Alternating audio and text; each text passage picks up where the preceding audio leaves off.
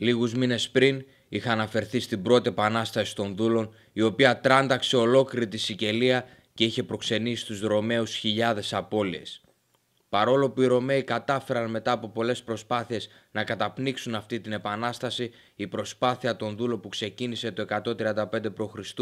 αποτέλεσε μεγάλη έμπνευση για δύο ακόμα μεγαλύτερες επαναστάσεις, με αποκορύφωμα την τελευταία επανάσταση, της οποίας ηγήθηκε ο ξακουστός Σπάρτακος.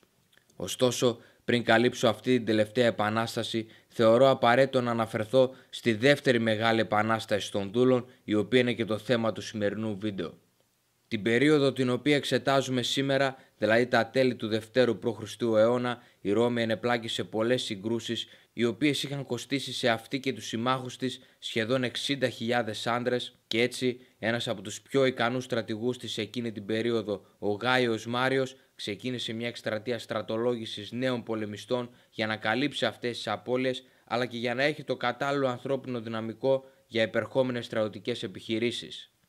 Στα πλαίσια αυτής της προσπάθειας, ο Μάριος ζήτησε βοήθεια από τον Νικομίδη τον Τρίτο της Βυθινίας, αλλά εκείνος του είπε ότι οι περισσότεροι πολεμιστές που ήταν κατάλληλοι για μάχη είχαν υποδουλωθεί από τη Ρώμη επειδή δεν μπορούσαν να πληρώσουν τους φόρους τους.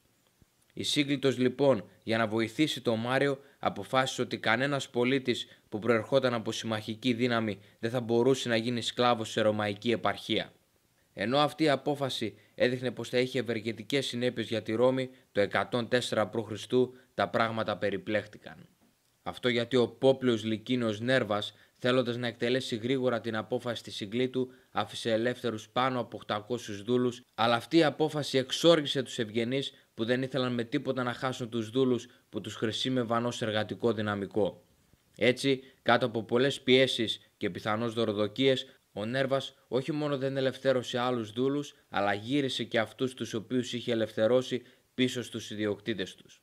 Τότε ήταν που 180 δούλοι έξω από τις Σιρακούσες πραγματοποίησαν εξέγερση, σκότωσαν τους ιδιοκτήτες τους, πήραν τον οπλισμό τους και οχυρώθηκαν στην κορυφή ενός λόφου.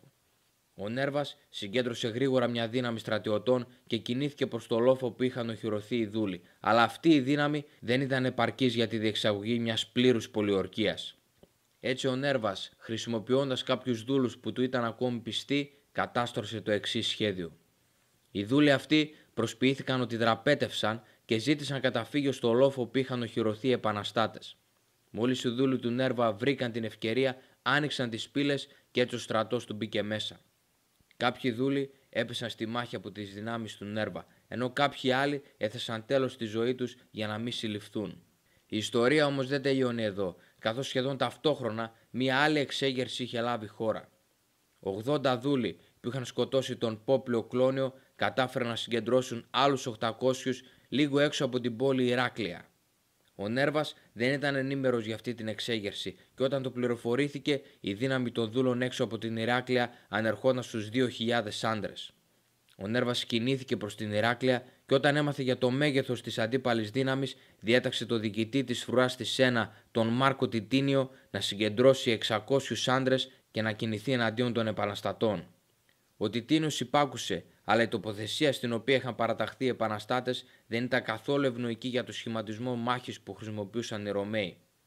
Σαν να μην έφτανε αυτό, πολλοί δούλοι ήταν οπλισμένοι με σφεντώνες και το υψηλό σημείο στο οποίο είχαν παραταχθεί, σε συνδυασμό με το γεγονός ότι ήταν περισσότεροι, τους έδινε ξεκάθαρο πλεονέκτημα. Η μάχη δεν διήρκησε πολύ. Πολλοί Ρωμαίοι σκοτώθηκαν και άλλοι έριξαν τα όπλα τους και τράπηκαν σε φυγή μαζί με τον Τιτίνιο.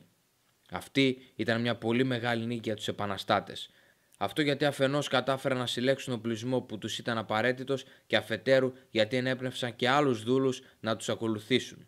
Έτσι, μέσα σε μόλις λίγες μέρες, ο αριθμός των μάχημων πλέον δούλων είχε φτάσει στους 6.000 και καθώς ο αριθμός αυξανόταν, οι δούλοι έπρεπε να εκλέξουν έναν ηγέτη, όπως ακριβώς είχαν κάνει οι άλλοι δούλοι πριν από 30 χρόνια. Αυτός ο ηγέτης λεγόταν Σάλβιο, ο οποίος με το που ανέλαβε την ηγεσία αποφάσισε να επιτεθεί σε γειτονικά μεγάλα κτήματα και να συγκεντρώσει και άλλους δούλους. Σύντομα, ο Σάλβιο συγκέντρωσε 20.000 δούλους και 2.000 άλογα από τα κτήματα. Τώρα πια οι δούλοι ένιωθαν αρκετά δυνατοί ώστε να επιτεθούν στις πόλεις της Σικελίας.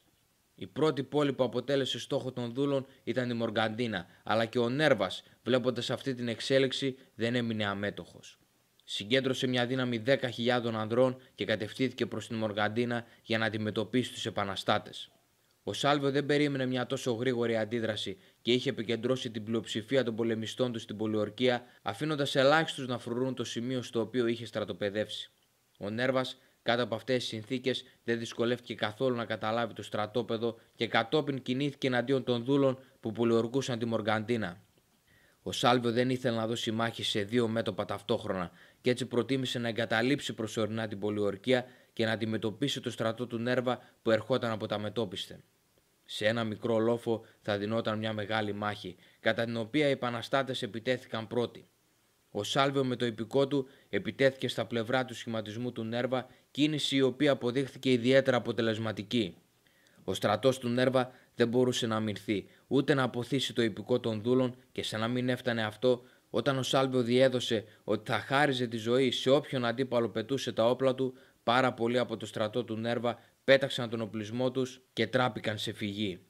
Για άλλη μια φορά, οι επαναστάτες είχαν πετύχει μια μεγάλη νίκη που εκτός από την ενίσχυση του γοήτρου και της αυτοπεποίθησής τους, τους είχε εξασφαλίσει επίσης και άλλο οπλισμό. Έχοντας νικήσει τον Νέρβα, ο Σάλβιο επέστρεψε για να πολιορκήσει εκ νέου τη Μοργαντίνα.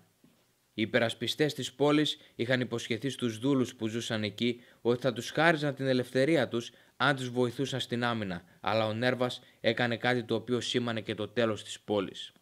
Ανακοίνωσε ότι δεν θα ελευθερωνόταν κανένας δούλος μέχρι οι επαναστάτες να νικηθούν εντελώς, κάτι το οποίο δυσαρέστησε τους δούλους που βρισκόταν στην πόλη, οι οποίοι άνοιξαν τις πύλες και έτσι ο Σάλβιο μπήκε μέσα και την κατέκτησε. Μετά την κατάληψη της Μοργαντίνα και κάποιων γειτονικών περιοχών, ο Σάλβιο φαινόταν να εδραιωνόταν στην Ανατολική Σικελία, αλλά η δράση των δούλων δεν σταμάτησε εκεί. Στο δυτικό τμήμα του νησιού, μια άλλη εξέγερση είχε λάβει χώρα, έχοντας ως ηγέτη ένα δούλο που λεγόταν Αθηναίος. Ο θαραλέος αυτός δούλος είχε συγκεντρώσει μια δύναμη 10.000 ανδρών, ωστόσο δεν στρατολογούσε κάθε δούλο που ήθελε να επαναστατήσει, αλλά επέλεγε μόνο αυτούς που είχαν εμπειρία στη μάχη και τους υπόλοιπους τους αξιοποιούσε ως εργατικό δυναμικό. Ο Αθηναίος αποφάσισε να πολιορκήσει μια πόλη που λεγόταν Λιλιβαίο, αλλά αυτή η αποστολή ήταν πολύ δύσκολη, καθώς το Λιλιβαίο ήταν μια πόλη πολύ καλά οχυρωμένη και αντιστάθηκε αρκετά ώστε να αναγκάσει τον Αθηναίο να υποχωρήσει. Στο μεταξύ ο Σάλβιο αύξανε και άλλο τη δύναμή του, συγκεντρώνοντας 30.000 δούλους έξω από την πόλη Τριοκάλα και κάλεσε τον Αθηναίο να ενώσει τις δυνάμεις του μαζί του. Ο Αθηναίος αποδέχτηκε με χαρά αυτή την πρόταση, πηγαίνοντας ο ίδιος με τους 3.000 καλύτερους πολεμιστές του στην Τριοκάλα για να βοηθήσει την πολιορκία.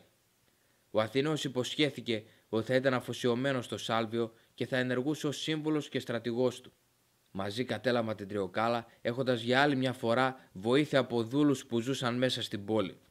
Μετά την κατάληψη της Τριοκάλα, ο Σάλβιο την ανακήρυξε ως κέντρο των δυνάμεών του και άρχισε να την οχυρώνει κατάλληλα. Όσον αφορά τώρα τον Νέρβα, στις αρχές του 103 π.Χ. αντικαταστάθηκε από τον Λούκιο Λικίνιο Λούκουλο, έχοντας κριθεί ως μη ικανός να χειριστεί αποτελεσματικά την επανάσταση. Η Σύγκλιτος είχε αναθέσει στο Λούκουλο μια δύναμη 14.000 Ρωμαίων και 3.000 συμμάχων. Ο Σάλβιο ήθελε να αντιμετωπίσει το Λούκουλο πίσω από τα τείχη της Τριοκάλα, αλλά ο Αθηναίος τον συμβούλεψε να τον αντιμετωπίσει έξω από την πόλη με μια δύναμη 40.000 πλέον δούλων. Όταν οι δύο στρατοί συναντήθηκαν στο πεδίο της μάχης, η σύγκρουση ήταν σφοδρή. Αμφότερες οι δύο πλευρές άρχισαν να έχουν μεγάλες απώλειες, αλλά για αρκετή ώρα κανένας δεν φάνηκε να έχει το πάνω χέρι. Κάποια στιγμή όμως, ο Αθηναίος, αφού προξένησε μεγάλη ζημιά στο ένα άκρο της ρωμαϊκής δύναμης, φαινόταν ότι γρήγορα θα απειλούσε και το κέντρο. Αυτό ήταν κάτι πολύ πιθανό να συμβεί, αλλά για κακή τύχη των δούλων, ο Αθηναίος τραυματίστηκε και έπεσε από το άλογό του. Μέσα στο γενικό χαμό που επικρατούσε, πολλοί δούλοι πίστεψαν ότι ο Αθηναίος είχε σκοτωθεί και άρχισαν να εγκαταλείπουν το πεδίο της μάχης. Βλέποντας την εξέλιξη αυτή, ο Σάλβιο αναγκάστηκε να υποχωρήσει πίσω στην Τριοκάλα με 20.000 πολεμιστές, ενώ και ο Αθηναίος κατάφερε τελικά παρά τον τραυματισμό του να γλιτώσει και κατέφυγε και αυτό στην Τριοκάλα, η οποία 9 μέρες μετά θα δεχόταν πολιορκία από το Λούκουλο. Οι υπερασπιστές της πόλης αποφάσισαν να αμυνθούν μέχρι τέλους, παρά τη μεγάλη ήττα που είχαν υποστεί 9 μέρες πριν και κατάφεραν να αποκρούσουν πολλές επιθέσεις των Ρωμαίων προξενώντας τους μεγάλες απώλειες. Η επιτυχημένη αυτή άμυνα άρχισε να ανεβάζει και πάλι το ηθικό των δούλων, ενώ από την άλλη πλευρά η Σύγκλιτος δεν ήταν καθόλου ευχαριστημένη. Βλέποντας πως ο Λούκουλος δεν κατάφερε να εκμεταλλευτεί την αρχική του νίκη, η Σύγκλιτος αποφάσισε να τον αντικαταστήσει με τον Γάιο Σερβίλιο το 102 π.Χ. Στο μεταξύ το ίδιο έτος και για άγνωστα αίτια ο Σάλβιο πέθανε, με τον Αθηναίο να αναλαμβάνει την ηγεσία των δούλων και να καταλαμβάνει τη μία πόλη μετά την άλλη. Σε αυτό όμως τον βοήθησε και ο ίδιος ο Λούκουλος, ο οποίος δυσαρεστημένος από την απόφαση της Συγκλήτου έκαψε προμήθειες και οχυρώσεις και διέλυσε πλήρως το στρατό που θα παρέδιδε στο Σερβίλιο, ο οποίος σε πρώτο στάδιο δεν μπορούσε να καταδιώξει τους επαναστάτες. Στο τέλος του 102 π.Χ. οι επαναστάτες ήταν πιο δυνατοί από ποτέ, με τη Σύγκλιτο να αποφασίζει να εξορίσει και το Λούκουλο και το Σερβίλιο. Ο επόμενος που θα τους αντιμετώπιζε ήταν ο Γάιος Μάριος, ο πιο ικανός στρατηγός της Ρώμης εκείνη την εποχή, έχοντας στο πλευρό του το βετεράνο Μάνιο Ακίλιο, ο οποίος στάλθηκε με 20.000 πεζούς και 2.500 ιππείς για να καταπνίξει την επανάσταση. Οι επαναστάτες ήταν σίγουροι ότι θα πετύχαιναν μια ακόμα μεγάλη νίκη, αλλά αυτή τη φορά αντιμετώπιζαν ένα πολύ πιο έμπειρο και ικανό στρατό, με πολλές μάχες και νίκες στο ενεργητικό του. Μάλιστα, σε αυτή τη μάχη Ακίλιος και Αθηναίος αντιμετώπισαν ο ένας τον άλλον σε μια μονομαχία που κορύφωσε την αγωνία των δύο αντιμαχόμενων δυνάμεων. Παρόλο που ο Αθηναίος κατάφερε αρχικά να τραυματίσει τον Ακίλιο, ο Ρωμαίος αξιωματικός κατάφερε να σκοτώσει τον ηγέτη των δούλων και εκεί όλα είχαν τελειώσει. Βλέποντας τον Αθηναίο νεκρό, οι επαναστάτες άρχισαν να εγκαταλείπουν το πεδίο της μάχης και διασκορπίστηκαν σε διάφορα οχυρά της Σικελίας. Ο Ακίλιος ήταν αμήλικτος και πολιορκούσε σκληρά κάθε οχυρό που έβρισκε μπροστά του, φτάνοντας τελικά στο τελευταίο, το οποίο υπερασπίζονταν 1.000 δούλοι. Προτού επιτεθεί, ο Ακίλιος τους ζήτησε να παραδοθούν και τους είπε ότι θα τους έδινε μια μικρή ευκαιρία να σώσουν τη ζωή τους αν πολεμούσαν στην αρένα. Οι δούλοι όμως δεν ήταν καθόλου πρόθυμοι να γίνουν ψυχαγωγία των Ρωμαίων και έθεσαν τέλος στη ζωή τους και φυσικά τέλος και στην επανάσταση. Η Ρώμη κατάφερε να καταπνίξει και αυτή τη δεύτερη επανάσταση των δούλων, η οποία όμως αποτέλεσε μεγάλη έμπνευση για την τρίτη μεγάλη επανάσταση των δούλων, της οποίας ηγήθηκε ο Σπάρτακος, και αν θέλετε να είναι αυτό το θέμα του επόμενου βίντεο, γράψτε μου κάτω στα σχόλια, δώστε ένα like σε αυτό το βίντεο αν σας άρεσε και κάντε εγγραφή αν δεν έχετε κάνει ήδη. Ευχαριστώ πολύ που παρακολουθήσετε αυτό το βίντεο, τα λέμε στο επόμενο, να είστε όλοι καλά.